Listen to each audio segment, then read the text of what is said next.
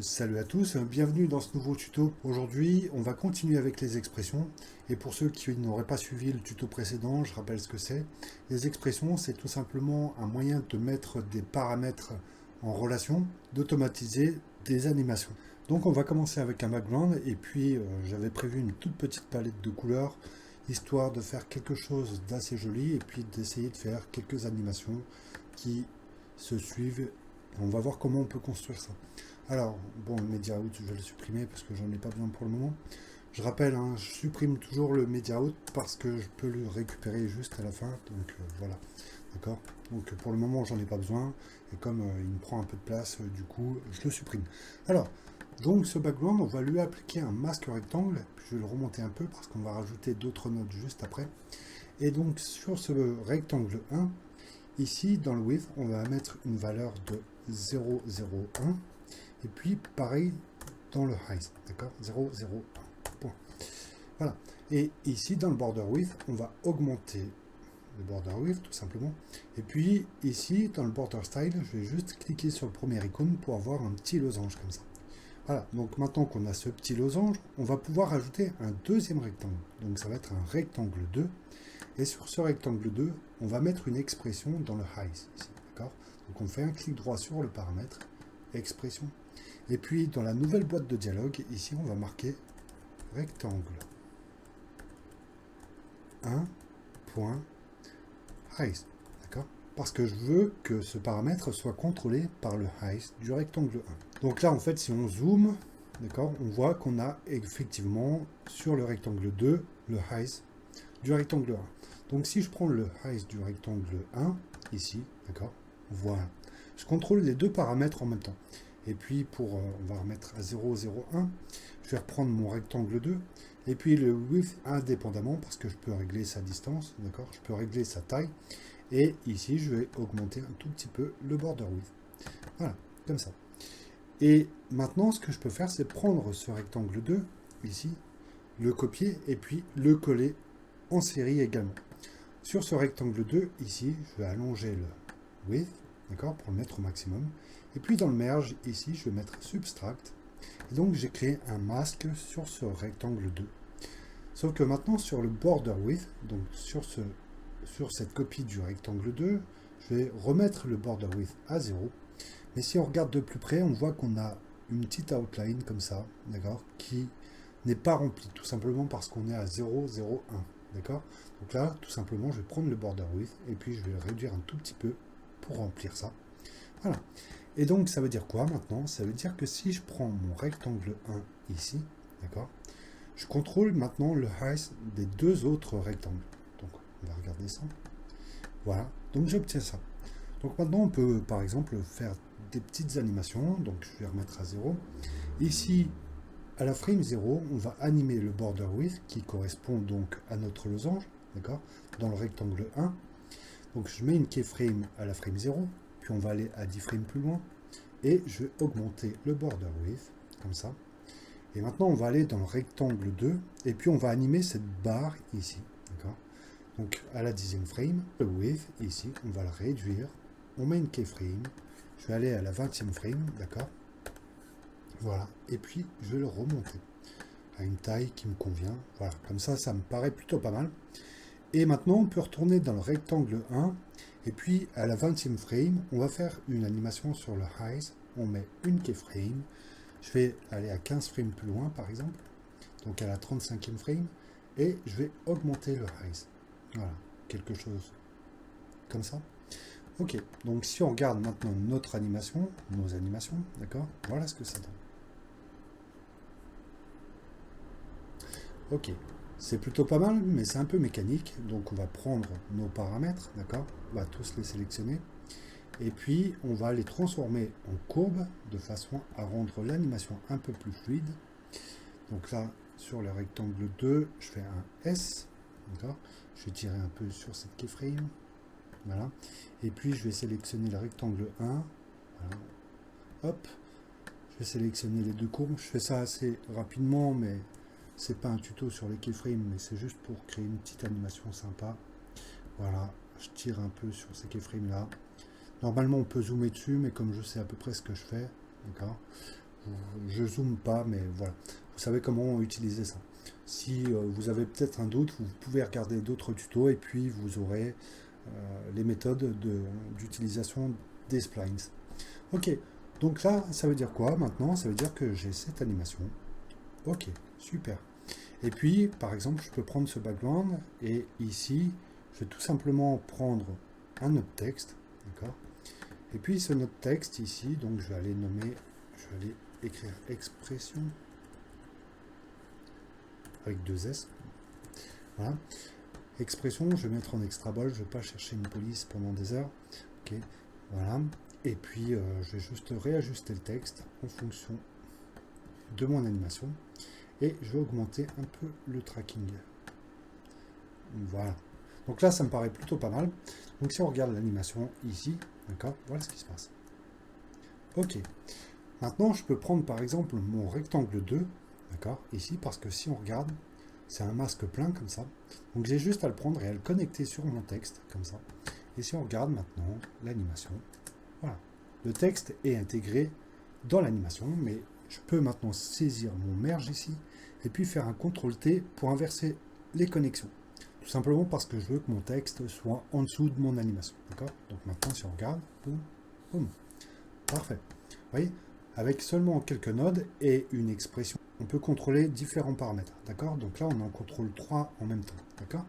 Donc ça, c'est plutôt pas mal. Maintenant, on va faire autre chose. D'accord? Je vais vous montrer...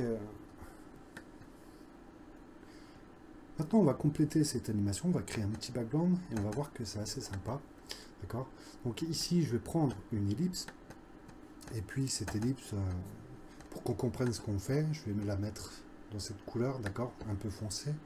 C'est un espèce de bleu comme ça. Et donc, je vais prendre cette ellipse et puis je vais lui mettre une expression ici. Je prends mon petit plus et je vais le connecter au height ici. Et ça veut dire quoi? Ça veut dire que si on regarde, d'accord, je vais juste afficher mon ellipse ici. Pardon. Sur cette ellipse ici, maintenant, si je sélectionne mon height, je contrôle le width en même temps. Et donc, du coup, je conserve une ellipse parfaitement régulière. Donc, on peut prendre cette ellipse, la copier et la coller juste au-dessus. D'accord? Et puis, je vais les connecter ensemble pour qu'on comprenne ce qui se passe. Et donc, sur la deuxième ellipse, je vais choisir une autre couleur. D'accord? Ici, sur ce background de la deuxième ellipse, je vais prendre une couleur beige. Et puis, donc, si on affiche, on a ces deux ellipses-là. Bien entendu, celle-ci a exactement la même valeur puisque j'ai fait une copie, d'accord? Mais si je la prends ici, on voit qu'elle est indépendante, d'accord? Mais maintenant, je voudrais que son height soit contrôlé par le height de l'ellipse 1. Donc, je vais vous montrer aussi autre chose au passage. Donc là, je peux renommer mon ellipse E1, et tout simplement parce que au lieu d'écrire ellipse 1, je pourrais écrire maintenant E1, d'accord? Ça me fera gagner du temps, et puis je verrai un peu plus ce que j'écris dans la zone de texte. Donc là, on va cliquer droit sur height de la deuxième ellipse, pardon, d'accord? Donc on prend la deuxième ellipse ici, on fait un clic droit, expression, et dans la boîte de dialogue, ici, on va écrire E1.height. Boum. Et donc, si je prends mon ellipse E1, maintenant, je contrôle exactement les deux ellipses en même temps. Moi, ce que je voudrais maintenant, c'est que cette ellipse, d'accord, je voudrais voir les deux ellipses en même temps, et je voudrais que celle-ci soit un peu plus petite. Donc, je sélectionne toujours la deuxième ellipse, donc l'ellipse 1.1, et ici, après E1.height, je peux mettre moins 0.2 par exemple. Boum. Et vous voyez, ici en fait, j'ai mes deux ellipses, sauf que j'ai mis une taille plus petite pour la deuxième ellipse. Et donc là, par exemple, je peux prendre mon merge ici, d'accord? On peut connecter ça là. Et puis, par exemple, on peut conserver. Et puis, on peut, par exemple, compléter l'animation. Donc là, par exemple, je vais dire, je vais prendre mon ellipse 1, puis je vais monter la taille au maximum. Et donc là, on sait que mon animation se termine, par exemple, à la 35e frame. Donc ici, je vais mettre une keyframe sur le height de l'ellipse E1. Et puis, je vais aller à 10 frames plus loin, par exemple. D'accord? Et je vais tout simplement descendre mon ellipse. D'accord? Donc, du coup, je contrôle les deux ellipses en même temps avec un seul paramètre. D'accord? Voilà. Donc maintenant, si je veux, par exemple, je peux intégrer l'animation. Maintenant, je peux prendre par exemple ce background qui correspond à l'ellipse beige et puis la connecter en masque ici. Et donc maintenant, si on regarde le résultat, voilà ce que ça donne. Voilà. Maintenant, je vais vous montrer autre chose, d'accord? On va faire une copie de cette ellipse E1 avec ce background, d'accord? Je vais la copier ici. Et on va la sélectionner et je vais tout simplement annuler l'animation ici. Je vais mettre un double clic. Je fais une copie tout simplement pour ne pas m'embêter à reprendre une ellipse, puisqu'il y a déjà l'expression ici height, ok. Et maintenant, je vais vous montrer autre chose, et puis je vais juste supprimer ce background et aller chercher peut-être le background rouge. Pardon, pour rester cohérent dans les couleurs. Donc, voilà. On va l'afficher en même temps. Donc, je vais la mettre en background cette fois. Donc, je prends mon merge 3, je le connecte à mon background ici, d'accord. Et puis ici, voilà, on a bien notre ellipse rouge. Ce que je veux faire maintenant, c'est connecter ce height à l'ellipse E1, d'accord. Donc on connaît le truc maintenant, on fait une expression dessus, et puis on écrit E1.height, boum. Et fatalement, donc cette ellipse ici, vous voyez, elle est réduite puisqu'on a dépassé l'animation, d'accord. Donc du coup, elle suit exactement la même animation que ça. Moi, ce que je voudrais en fait, c'est que cette ellipse-là aille à l'inverse. Au lieu de rétrécir en même temps que l'ellipse E1, je voudrais qu'elle grossisse, d'accord, en même temps. Donc pour ça, en fait, juste avant E1, je vais mettre un moins. E1.height. Ok. Donc là, height, il n'est pas bien écrit, pardon, j'ai fait une faute. Voilà, boum. Et donc, ça veut dire quoi? Si on regarde l'animation, voilà ce que ça donne. Boum. Vous voyez, sauf qu'on a un petit problème avec cette ellipse, elle va bien à l'inverse, sauf qu'en fait, elle ne remplit pas ici la totalité de l'écran, tout simplement parce qu'en fait, on va de 0 à 1, d'accord? Et donc, à 1, on n'est pas en dehors de l'écran. Donc là, ce que je peux faire maintenant, c'est sélectionner cette ellipse rouge, et puis après 1 moins E1.height, je peux mettre par exemple plus 0.5, 0.2. 0.5, ça va être un peu gros, mais on va mettre 0.2. Boum. Voilà. Et donc, voilà, si on complète l'animation, voilà, pas mal. Ok, je ne sais pas si vous avez compris le principe, mais au moment où l'ellipse, les deux ellipses ici rétrécissent, celle-ci grossit en même temps. Voilà. Donc, c'est à peu près ce qu'on peut faire avec les expressions.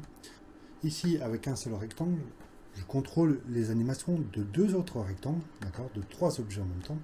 Et ici, grâce à l'ellipse E1, je contrôle deux autres ellipses également. Donc, c'est à peu près ce qu'on peut faire avec les expressions. Donc là, je vous montre encore une dernière fois sur cette ellipse. Ici, on a fait 1 moins E1, tout simplement pour inverser son comportement par rapport à l'ellipse E1. Voilà, donc on a appliqué un background ici. Ok, maintenant je vais vous montrer autre chose, d'accord, avec un texte. Voilà. Donc ça n'a aucun sens, on va prendre un mot qui n'a pas forcément de sens avec la compo, mais on va le mettre en extra bold. Et puis je vais juste changer sa taille. Comme j'aime bien les couleurs assez précises, d'accord, je vais reprendre ce background ici, pardon. D'accord, je vais reprendre mon texte et puis je vais changer sa couleur. Ça, c'est pas important, mais c'est juste pour moi. Et puis, ce texte, je vais le copier et je vais le coller juste en dessous. D'accord? Donc, j'ai deux notes texte. Et maintenant, dans le premier note texte, ici, on va aller dans Settings et on va faire Multiply by Mask. Ok? Maintenant, on va prendre le deuxième texte. D'accord? C'est exactement le même. Mais cette fois, on va aller dans les Settings et on va faire Multiply by Mask et Apply Mask Inverted. Maintenant, on va prendre un masque rectangle. D'accord? On va le mettre entre les deux. Je vais connecter mon masque rectangle sur le texte 2 et puis en même temps sur le deuxième texte. D'accord? Voilà. Donc là, ici, ce que je vais faire, c'est que je vais prendre mon rectangle et puis je vais le changer un peu. Je vais le prendre comme ça. On va l'élargir un peu. Voilà. Et puis peut-être on peut lui mettre un angle, quelque chose comme ça. Ok. Donc là, si on regarde, ici, j'ai une partie en haut, d'accord? Et en bas, j'ai cette partie-là. J'ai deux parties comme ça. Je vais juste modifier, je vais juste leur descendre un tout petit peu parce que j'ai une petite particule qui reste. Et voilà. Ok. Donc là, on voit ici qu'on a deux parties. Cette fois maintenant, je vais prendre deux transforms, d'accord? Je vais en mettre un juste avant ce texte, et puis un second juste à côté de ce texte-là. Théoriquement, on pourrait supprimer un transform node, mais c'est pas très grave. Donc là, je vais tout simplement connecter le premier texte à ce transform, également ici. Et entre les deux, je vais aller prendre un merge, d'accord? Je vais connecter mes textes ici et ici. Et donc là, j'ai mon texte complet. Cette fois, si je prends mon transform 1, d'accord, je peux bouger ici. Si je prends mon transform 2, pareil, je peux le bouger, d'accord, ici. Voilà. Mais ils bougent tous les deux indépendamment. Cette fois, moi, ce que je veux, c'est que les deux soient connectés dans leur position, d'accord, que les deux centers agissent ensemble. Donc pareil, d'accord, j'ai pas envie d'écrire transform 1, donc je vais faire F2 et je vais l'appeler T1. D'accord, on va l'appeler T1, pardon. Voilà. Et donc, on peut aller maintenant dans ce transform 2 et ici dans CenterX, on va faire un clic droit et expression. Et ici, faites bien attention, ici c'est écrit point entre parenthèses 0.5, 0.5. Ça correspond tout simplement à ces coordonnées-là, d'accord? Maintenant, à la place du X, ici, je vais écrire T1.center, center avec un C majuscule, point X, puisque je veux connecter ce paramètre à l'axe des X du T1. Donc, si je prends mon T1 maintenant, si je bouge dans l'axe des X, d'accord, les deux sont connectés. Les deux parties bougent en même temps. Par contre, j'ai toujours pas connecté l'axe des Y, donc du coup, si je monte mon T1, l'autre ne suit pas. Tout simplement, pour pouvoir corriger ça, je peux aller ici dans 0,5 dans l'axe des Y, d'accord, après la virgule, et puis on va écrire la même chose, T1.center avec un C majuscule, point, cette fois Y. Boum. Voilà, donc là, les deux parties sont connectées. Donc là, c'est a priori comme si j'avais le texte de base, d'accord. Maintenant, je vais vous montrer une autre chose ici, d'accord, comme ça vous aurez tout vu à propos du point, center, etc. Si par exemple ici je mets en Y, si je mets T1.center.x, d'accord, on va mettre X à la place du Y. Si je prends mon T1 maintenant et que je le bouge en X, d'accord, voilà ce qui se passe. Et comme j'ai mis deux fois X, vous voyez en fait le texte part en diagonale. Par contre, ici, si je mets Y, on peut inverser comme ça. Ça veut dire que si je prends mon T1, si je le monte, eh ben, le transform 2 va aller dans l'axe des X, et à l'inverse, si je le bouge ici, d'accord, il va aller dans l'axe des Y. Voilà, parce que j'ai inversé les connexions ici. Maintenant, on a vu ça. On va retourner avec Center X et puis Center Y. D'accord? Voilà. Et juste avant T1, d'accord, je vais mettre un moins. Et pareil, juste avant T1.center.y, je vais remettre un moins. Et donc là, qu'est-ce qui se passe? Maintenant, si je prends mon T1, alors là, maintenant, mon transform 2, il va se déplacer en miroir. D'accord? Donc si je le monte, il va descendre. Et à l'inverse, si je le fais slider sur la droite ou sur la gauche, d'accord, il va aller à l'inverse également. Et ça, c'est plutôt intéressant. Donc maintenant, si je veux, par exemple, ici, je peux dire, on en était où à notre composition? C'était, donc là, si on se remet ici, d'accord, par exemple, je peux dire à T1, donc là, on va connecter les deux parties ensemble, je vais juste les remonter. Voilà. Donc, je voudrais que ce texte soit au-dessus de ce background. Boom. Voilà.